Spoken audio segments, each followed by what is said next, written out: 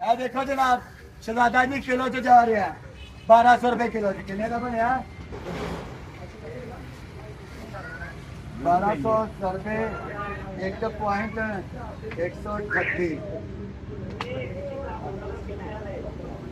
1365 रुपए ਦਾ ਪਿਆ ਜੇ ਸਾਰਾ ਇਹ ਵੇਖੋ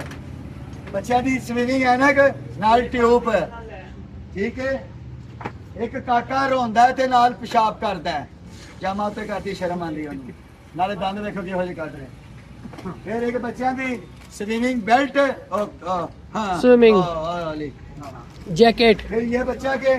भैन आपी भी पीछे आ जाता है मास्क पाया या बड़े कोरिए ला लेने है भैन ते नाल छोटा बच्चा नाल लम्मा पान गए नाल है है किसी ना गोला दी पिनियां ते तेला दी पिनियां का फिर सुते पे चार निकलो किन्ने दा बनया सारा कुछ 1300 ते 56 रुपए का सारा कुछ बनया जे चूना पास